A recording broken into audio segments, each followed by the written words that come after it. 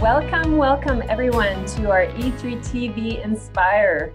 Today is a very exciting day because we have with us a special guest that I've been so looking forward to interviewing. Paul Kazanofski is one of the top real estate investors in the US, as well as a highly successful entrepreneur, speaker, and TV personality. He's been featured on A&E, Bid, Build, and Design, and was the subject of a documentary called The 24-Hour Entrepreneur. Paulie was a world champion kickboxer and carries that intensity from the ring right over into his work, as well as when he coaches others on how to become successful real estate investors and entrepreneurs. From humble beginnings, Paulie has achieved so much more than he ever imagined, and that is exactly why he believes in helping others as much as possible. Paulie states, "The reality is that my people are my family. I make sure that everyone that works for me or with me is happy and that they are in an environment where they can thrive, because that is the most important part of the dream, hustle, thrive system." Having flipped over 325 houses in the last 10 years, Paulie is an expert in the real estate market, coaching and mentoring students across the country. He aspires to help others achieve their career and financial goals, and his students are grateful to have his leadership and guidance. Welcome, Paulie. Thank you. Oh my God, I feel like I gotta bring out some money and give you after that. Yeah. Hey, let it fly over here. Jeez, oh Pete. If I didn't know any better, I would believe all that stuff. No, it is the truth, and there's so much more to be known about you. But we're just so honored to have you on our show today. Thank you, man. The honor is mine. The pleasure is mine. And like it said in what you read there, it's true. I mean, you come from humble beginnings, and you know, it's funny when I first started doing this, I told my wife I owned another business. And I was getting into this business of flipping houses and real estate investing. And I told her, I said, babe, if I ever make it in this business and I get to somewhere, I'm going to give back. And so, you know, I kept my word on that. And I love doing these things. You know, if anybody gets one or two nuggets out of an interview, I'm happy. I just did a radio show out here in Nashville, Tennessee on 99.7 WTN. And it was fun to do it, and you know, and I got such a good response back, and everybody was really jazzed because I give away a lot of secrets in this business.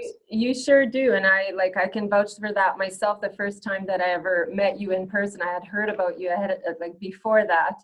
I remember. I met you in San Diego, and you were speaking, and the crowd was just like captivated from beginning to end. You just you speak with such heart, and I think that just your genuine ability to translate a message. It's really from a place of not just knowledge, but actual real life, been there, done that. And you get to pass that on to everyone. So I would love the listeners to be in on a bit of your life, your experience, your journey as an entrepreneur, and where it all began for you.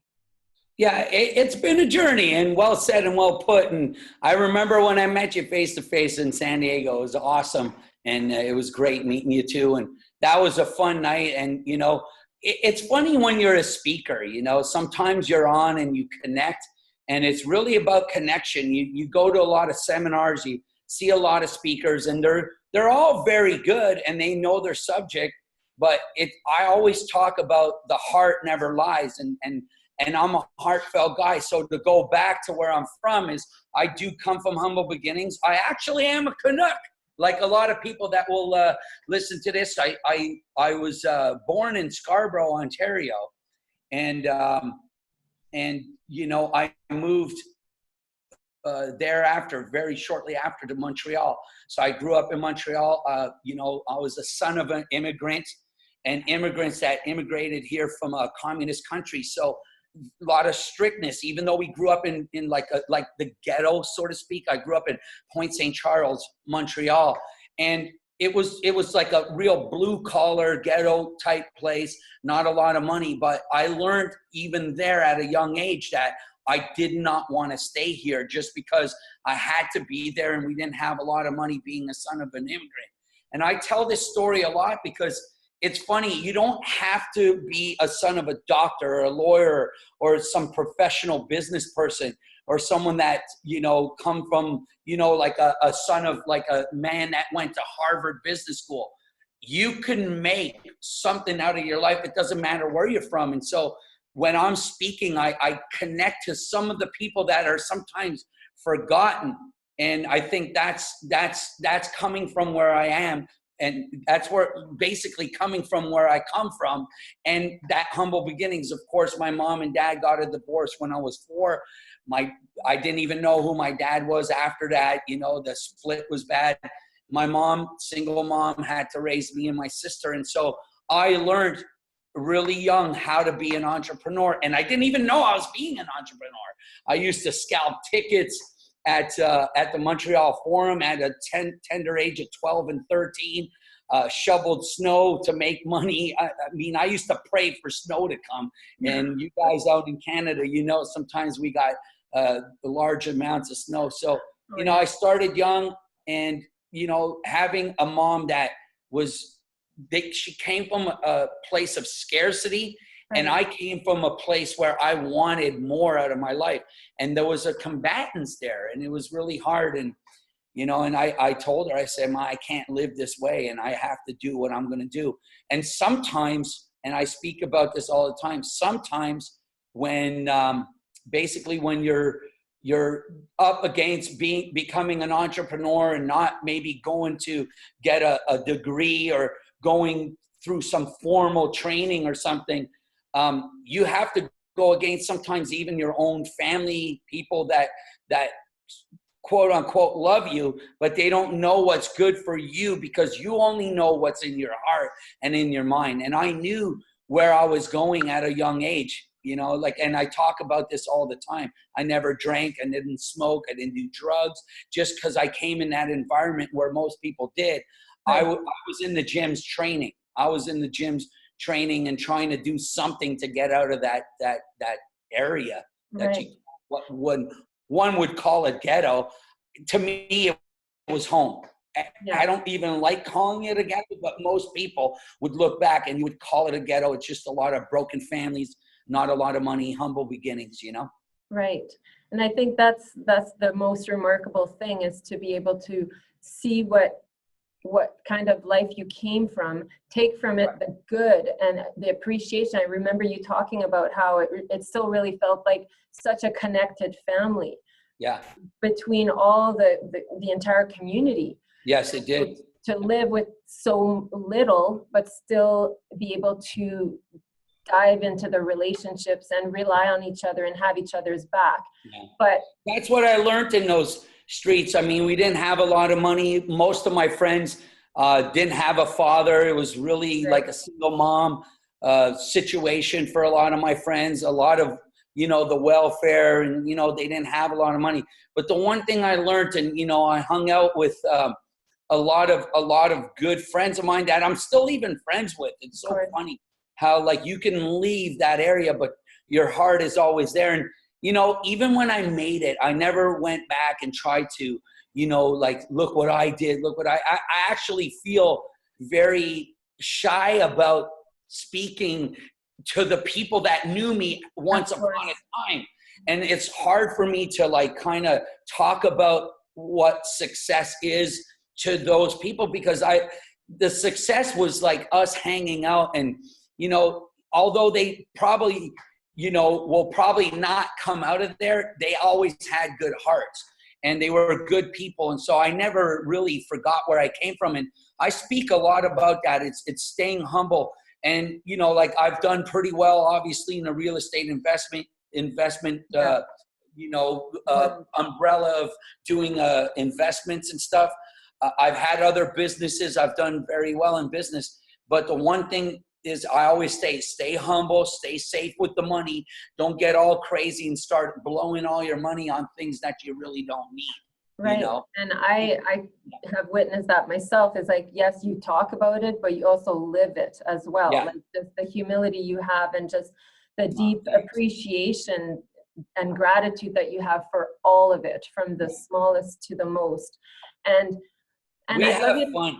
Like, anytime I get something it doesn't get old. You know, it's funny because when my wife and I go out to a nice, like we still kind of pinch ourselves and we're like, man, I'm just so proud of what we've accomplished together. Right. And it's good. And, you know, we give back, you know, and I don't really advertise and talk about the giving back part, because I always say, if you're going to give, it's from your heart. You're not trying to brand with the giving and the marketing. Sometimes you see some of these people doing photo opportunities with like little kids they're helping.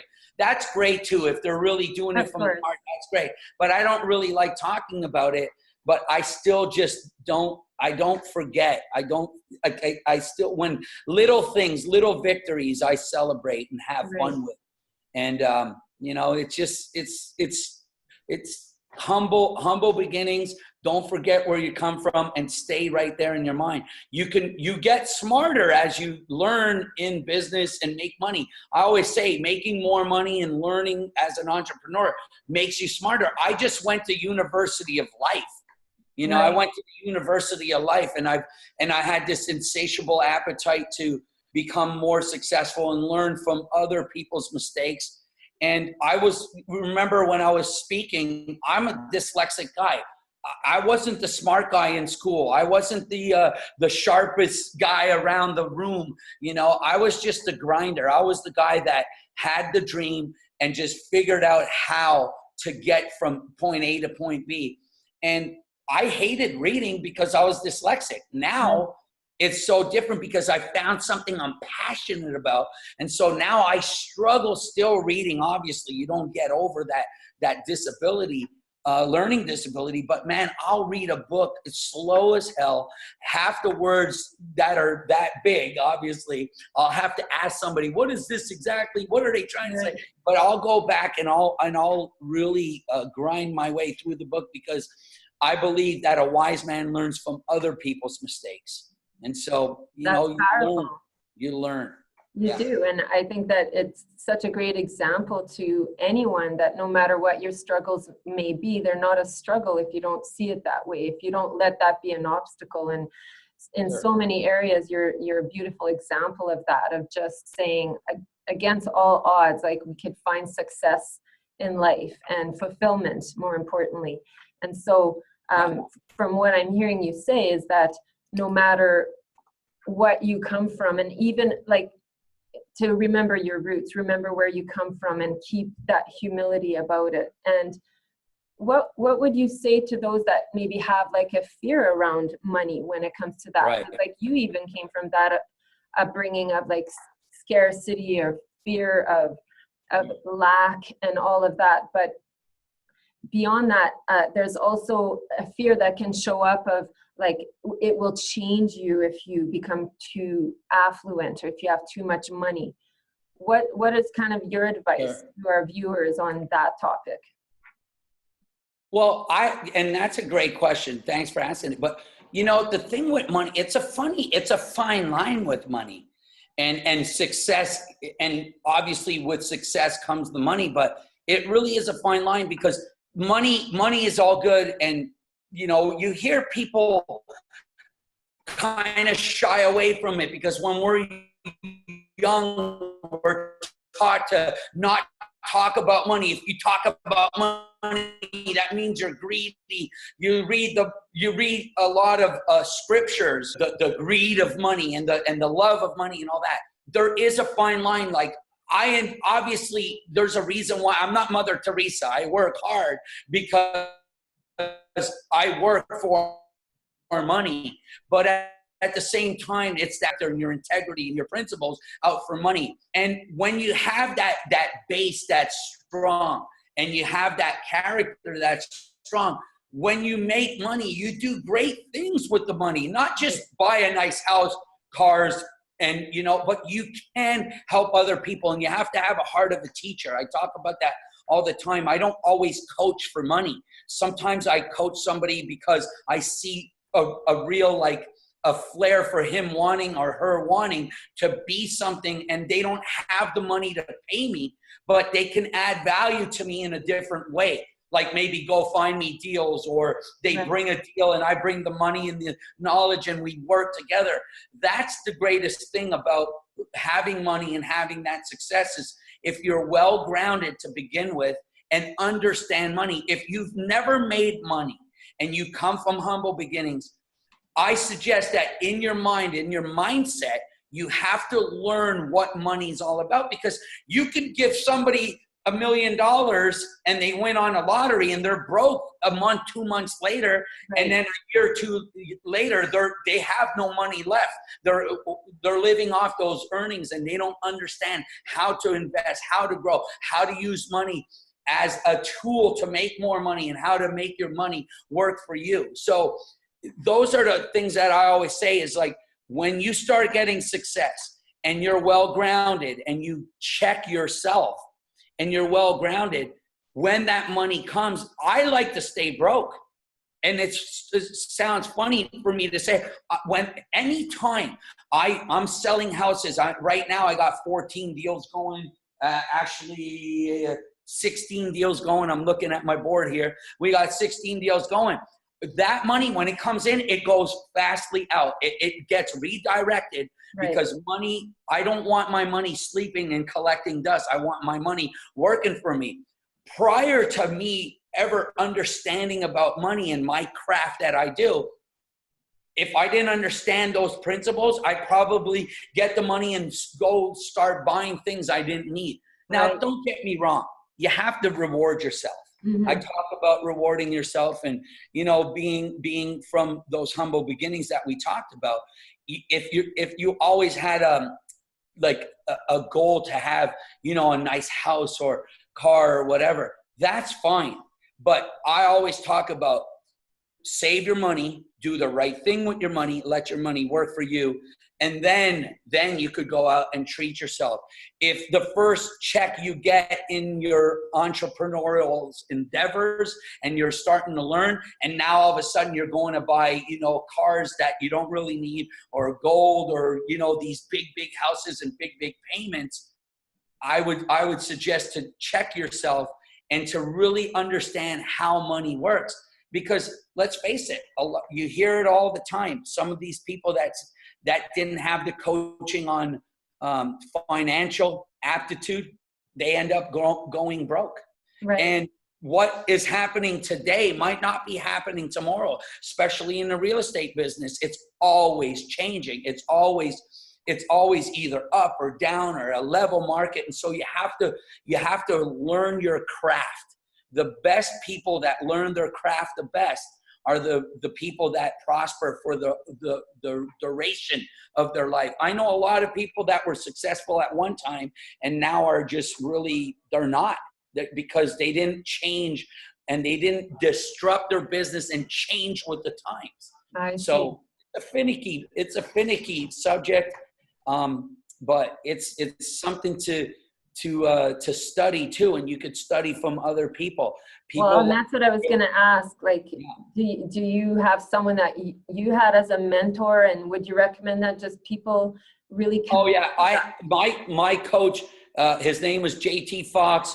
Obviously, you know Sean Shuchuk. He's helped me a lot in the mindset place, because like I always say, if you don't have those type of mentors, my uncle came from that scarcity communist country, right. Former communist country of Yugoslavia. And he came here and he became very successful. And I learned a lot from him. And I asked the questions. Don't be afraid to ask questions. Like, people think like if I ask a lot of questions, the person's going to think I'm not intelligent, or I'm a bot or some person. Right. People that become successful, the good ones at least, want to share their trials and tribulations, their ups and downs, you know. And I learned from, I mentioned JT Fox. This was a guy that came from Montreal who had $900 in his pocket and started with nothing out in Chicago. And I don't know what he's worth. I don't want to start spitting out numbers, but it's in the hundreds of millions. And they're talking for him to be the next billionaire here. So it's possible. And the one thing I learned from him, and this is one thing I give him the most credit for, is read, ask questions, who you hang out with is who you come. The 5 people in your sphere of influence that you're around the most, you want to have those right people in that sphere. If you're hanging out with Joey down the block who's interested in doing bad things, chances are you'll be pulled into that. But if you're hanging out with people with that like-mindedness, that vigor to be successable, chances are you're going to get into that driving force along with them. And those are the things that I learned from them. You got to remember, I always had an entrepreneurial spirit about me. Yeah. But I didn't understand the words. I didn't always talk like this. I was a street kid boxer that grew up in that ghetto. So, I had to learn as I was making money and learning my craft. I had to better myself. I had to top shelf myself, not just physically or mentally, but like just even the way I carried myself. Right. And just the way, I talked. Because let's face it, when you hang out on the streets, you're on the corner with the guys, hanging out, you're not talking the way you and I are talking. And you have to find a way to be professional. And it's those people that you hang out with on the other side of the fence, in the entrepreneurial business sense side of those people. You will start rubbing shoulders with the right people, and you will prosper too. Right. It is true what they say and all the things that you read about.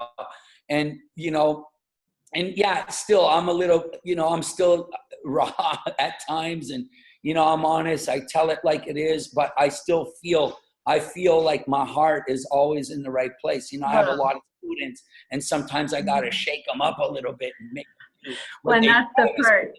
Yeah. You don't want to change that. That's Paulie, that's who you are. And I think that. And I still listen, as business people, and all you guys out there listening to this, business people always go through ups and downs. Murphy's Law always hits. I'm always in a money crunch because of what I talked about. Your money has to be working all the time. If you have an abundance of money in your bank account, in your business account, then you're not working your money. Right. I've had people go, I got, 1.2 million in my bank account. I'm like, why? Why isn't it out there generating money? It doesn't matter what you do in your business. You should always be thriving and striving to top shelf that. I'm getting older, but I still train. I still watch what I eat. I still hang with some good, positive people. Right. I'm constantly looking to help people, because I always believe the more you give, it will come back. And that's a true story. And that's not just BS. Like I'm trying for everybody to like me. No, trust me, there's people that probably don't like me, but at least I know that when I speak and I'm connecting with people, it's real. It's real. Even I say what I feel, and it's not rehearsed. I don't do PowerPoints, as you know. The guys, when I was going up to speak, they're like, where's your PowerPoint? I'm like, I don't use them. What do you mean you don't use them? We got to have a PowerPoint. I'm like, and he goes, well, what are you going to talk about? So I know. And I'm like, I don't know yet. When I get up there, I'll figure it out, because I'll feel the people. I'll feel the room. I talk about, when I was a fighter and getting in the ring, and, you could die in there. That's how I feel as a business entrepreneur. Like I feel like I'm in a battle every day. And so don't feel bad if you're going through the ups and downs. I go through them. I've been doing this 10 years. I still go up and down through them. My coach, JT, he goes through ups and downs. People drag his name through the mud. He's not this, he's that, he's good, he's not good. You just have to keep going, and you really just have to be strong and really be mighty in your spirit. Be mighty. Be a fighter. And we talked about that. Remember that night I talked about how important it is to fight, because listen, I'm honest. People used to ask me, weren't you scared when you were going in the ring? And most fighters, no, I wasn't scared. I'm macho. I used to tell people, hell yeah, I was scared. I was petrified. But you know what? I did the work. I did the training. I learned my craft, and I'm going in there well prepared. Are you going to be afraid doing business? Of course. I got a bunch of young guys working here with me on the phones. They're scared. I got on the phones today to teach them how to be better on the phones. Because why? Because I don't just preach, I practice what I preach. Got on the phones, we closed a couple deals, we closed a couple of meetings. You have to, am I scared? We're all scared. We're all scared in business. If someone tells you, I'm not scared, I know everything, it's wrong. We all go through those battles. It's like a fight out there, and the guy who goes through 12 rounds and the bell rings and he's standing, whether you win, lose, or draw, you still win because you never quit. And that's what we talk about. And I was going to ask you about that too, like, because everybody goes through periods where they may feel like they are a failure or they've made mistakes, and we can just dwell on that. And I fail every day. Every day. I 51% I'm right, 49 I'm wrong. At least we're in the 51%. The more you know your craft, the less fear you'll have. But you'll be afraid. You'll go through, you guys just moved into your new offices and you're growing, and what you guys are doing is outstanding. I'm so proud of you guys. And you guys are amazing, but it's scary. It is. It's scary. And, you know, I think that's part of, I guess, being an entrepreneur. That's part of it. You know, like, I've jumped out of airplanes. I've bungee cord jumped. I've done all these things. People are like, you jumped out of a perfectly good airplane. You're nuts. No, because that's what we are as entrepreneurs. We take chances. The more you learn about those risks that you take, the more you learn about your craft. Like I talked about the fighting, the more training, and the more I listened to my trainers, and the more running I did, and road work and cardio and strength and conditioning. It's the same thing in business. It doesn't change. I always say great athletes make great business people because they have the discipline. It's the discipline. And there's a lot of days, I'm telling you guys, you see a lot of times, you see these gurus walk around with their green drinks. We do this every day. I get up at 5 o'clock. I do my 3 miles run. And they tell you all this story. No one's perfect. Trust me, even in my prime as a fighter, I took days off. I didn't run because I was just sore and my knee was hurting me or what. I'm an honest guy. There's days I don't feel like doing my business. There's days I get up and I'm like, I don't want to go door knocking, trying to find deals. I don't want to raise money. But you know something? It doesn't make you a bad person if you want to take a day or two off or be afraid. You know, this is real talk. This is not some guy in a nice suit standing there telling you how perfect he is, because I'm not. And trust me, it took me a long time for success. And I've had a lot of up and down. And I've been with my other business. I used to own an audio business, and then I got into, with making that money, got into the real estate business. And let me tell you, when I changed over, I had anxiety. There was times where I was depressed, not like clinically depressed, but depressed, like I didn't know what I was going to do next, and should I leave that business to go? And we all second guess ourselves. The only thing I would say is one baby step every day. Right. One baby step every day, the next day, and eventually you just get going. And a lot of times there's days I don't want to just leave my house. Right. But what I do is I take a shower, shave, whatever, get some nice clothes on, I feel good, and I just leave my house. And then I go to one of my houses, and then I go to the next one, and then all of a sudden my phone starts ringing, and I get into this groove of the day. And then I accomplish something in that day. Sometimes more, sometimes less, but I accomplish something. And you know, if you take a day off, being an entrepreneur, a lot of people feel guilty. Don't feel guilty. Just get back on the horse and ride the next day. Right. And, you know, sometimes you get up and you don't know what to do. Believe it or not, there's days where I'm like, okay, what do I do today? I could make phone calls. I guess I'll go check on the Gallatin house and, you know, the downtown house. And then you don't have much, you didn't prepare things enough for the next day.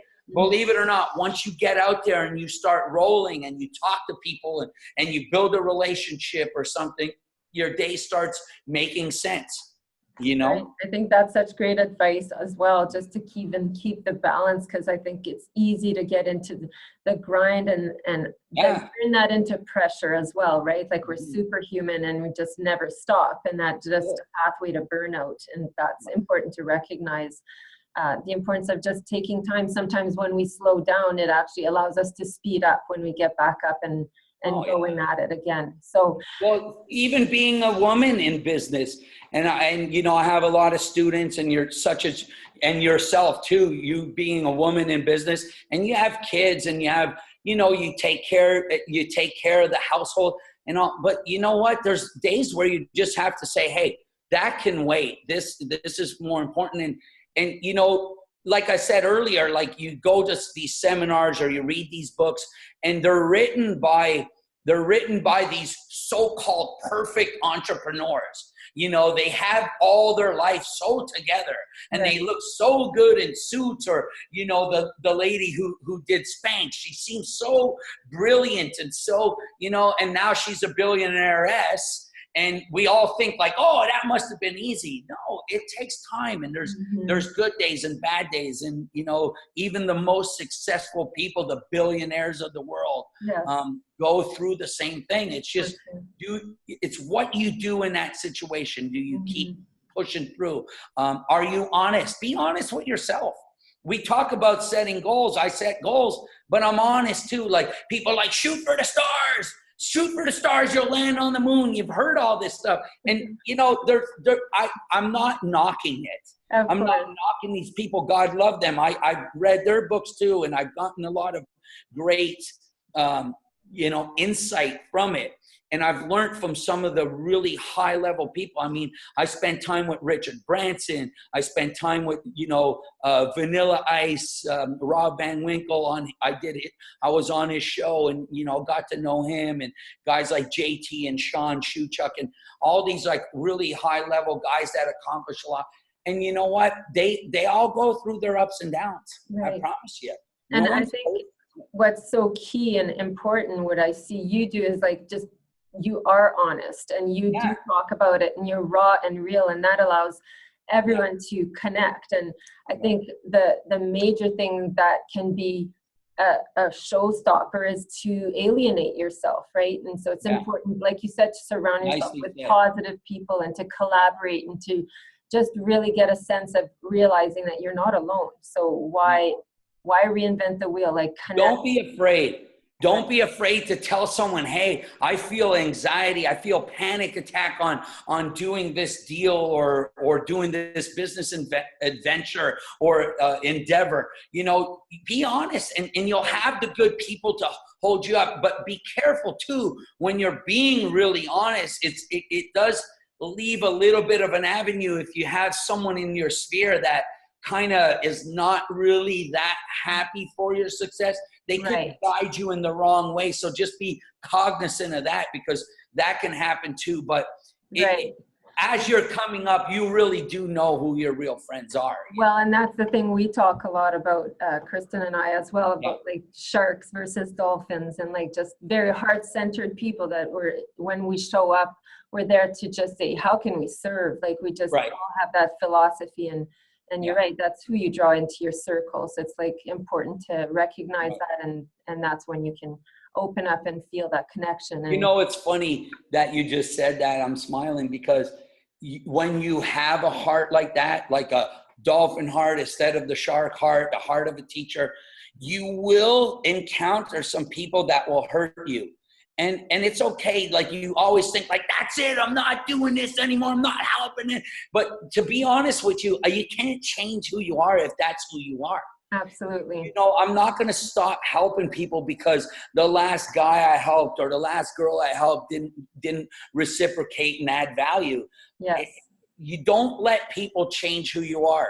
If you're a good person, and I know you guys down there have that same philosophy, as you guys have a heart of a teacher and you guys are always serving people. That's the best way to be. And I think, like, look, when I met Richard Branson, that's him. he's engulfed in giving back and helping people. You know, I met Eric Trump, Donald Trump's youngest, not the youngest son, but the second youngest son. You know, and man, he just was such a humble guy, and he talked about a lot of things we're talking about. So even some of the top level humans that I've been around, like I promise you that's why they made it. There's a correlation. There's a fine thread that runs through a lot of people that make it, and they have these principles that we're talking about here today. Believe me, I'm not some rare guy. Most of the people that make it in life is because they were able to help other people, and that it kind of reciprocated back to them. And I know you guys do that too. That's why I really enjoy, you know, having you guys around me, because you guys are really the true real deal in what you guys do. And so I think that's why we all connected together, you know. And like you said earlier, good people seem to find each other amongst the people that are not so good, you know. Right. Absolutely. So. And it's like you said, it's just connecting and then being the influence that you came here to be, like using your success and your influence to then just encourage others that they can do the same, and we can all band together like a pod. Well, think about it. You're a great mom, and you know, I talk about this, like, if you want to be a great mom or a dad or like an entrepreneur, you have to lead by example. I always say this, like I said on the onset of this interview, I don't drink, I don't smoke, I don't do drugs, I don't gamble. You know what? If I want my kids not to do that, they're going to watch what I'm doing. Right. Same thing in business. When I tell my guys, hey, listen, you guys got to get on the phone. Guess what? They see me on the phone. You got to go to buy the supplies for the next house. They see me at Home Depot. You just saw me today when I FaceTimed you. I was at Home Depot picking out some door locks with the computer punch out keyboard. Yes. And you know, there's so many so many people talk about this. I don't know if a lot of people do this, but you got to lead by example. If you want to be a leader, you better practice what you preach. Absolutely. You know, and I do, you know, like I engulf that. I embrace those things. I don't ever ask somebody to do something that I'm not doing myself, because I'm not a hypocrite. You know, I'm honest. Like when I talk about money, you know, a lot of people, that's a taboo subject. But I work for money. I'm not Mother Teresa. I work, and I'm not afraid to say it, because I know that I'm good. I know that, like, it's not the love of money. It's the fact that I know that when I retire, if I ever do, that's beside. But if I retire, or at least slow down, I want to know that the hard work and everything that I did, and the path of my journey in my life, when I look back, I went from success to significance, because I want to look back and say, man, you know, like, I didn't just make this money and be able to enjoy, you know, living on the water now and on the Gulf in Florida, and retiring and enjoy. I want to look back and say, man, yes, I did succeed, but I also left a legacy, and I left significance in other people's lives. And that's what we talk about, being parents and all that. I feel like I want to be a mentor for people, so that when they think about me, when I'm long gone, and they, you know, they say sayonara to me, I want people to think back and say, you know what, that guy, man, he was a good person. He cared. He really did when nobody else did. You know? I'm convinced that will be the case. I hope so. So tell us, Paulie, what is exciting that's going on in your life right now, and how can people get a hold of you if they want to learn from you or work with you, or just? Well, nothing really new. You know, we're buying a lot of houses. We are moving into buying apartment buildings. We've been putting in a lot of offers. We're trying to find some good multi-family. That's the next step for us. We want the cash flow. And then with the cash flow, we will pay down the principal and own the asset outright, so it becomes a liability. We have a couple more Airbnbs down in Florida. We bought 2 right now, so we're adding that to the repertoire of our I guess repertoire, if you will. But where you guys could get a hold of me, obviously Facebook, Paul Kazanofski. There's only one in the world. There's definitely only one. That's not right. So nothing else will come up. Go check out the website myrevisionhomes.com. Perfect. And my number too, if you're ever down in this Nashville area or you just want to talk and ask questions about real estate or any type of business, marketing, branding, my number is 615-424-9900. And, we're always speaking, talking, helping. And the more people that we touch, the better. And That's people for always sure. say, you're busy, I don't want to bother you.